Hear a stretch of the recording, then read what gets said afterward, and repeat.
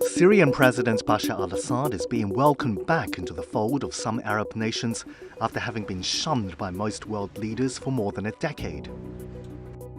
His brutal crackdown on anti-government protests in 2011 triggered a civil war that's still going on. The conflicts led to sanctions against the Syrian government by its neighbors and Western nations. But in recent weeks, fueled by a devastating earthquake, Assad has been rebuilding diplomatic ties and asking for economic reprieve. From walking the red carpet in Oman to meeting Egypt's foreign minister, here's how Assad has shifted his image and what it means for the Middle East. A devastating earthquake hit Turkey and Syria in February. While most of the casualties were in Turkey, more than 6,000 died in Syria. Assad's government said Western sanctions from the war hampered its rescue efforts. Within hours of the earthquake taking place, there was a meeting of top-level Syrian officials in Damascus, and the idea was now we're going to leverage this at two levels. The first one, lobby against sanctions for the end of sanctions, not just exemptions. And two, we're going to use it as a tool to sort of get our Arab neighbors or our other Arab countries to get closer to us.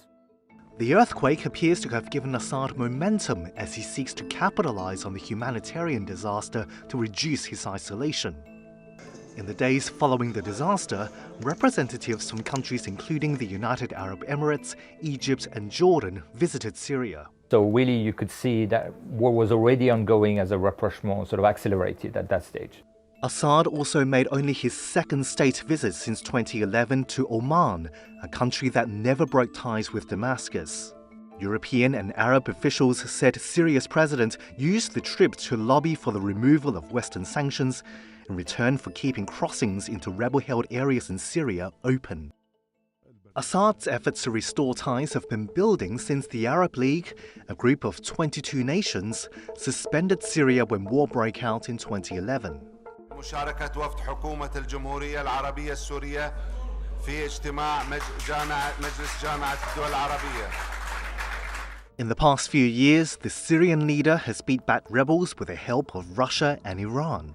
Both countries remain key partners to the regime. Assad arrived in Moscow in March to hold talks with President Vladimir Putin to develop cooperation between the two countries. And Syria has been working with its neighbors to curb the rise of terrorist groups and the trade in the illicit drug Captagon. For a number of countries in the region, there were already some kind of conversation on counterterrorism. Obviously because of the presence of the Islamic State, and other groups, affiliated or close to Al-Qaeda. So there was already some very sort of discreet engagement. That accelerated because of Captagon, because of this illicit drug that started really to flood the region from Syria into countries like Egypt, Saudi Arabia, the UAE, and Jordan. Now a deal is being brokered between Assad and some Arab nations, including Jordan, to help Syria more formally reintegrate. It could benefit the region for a number of reasons.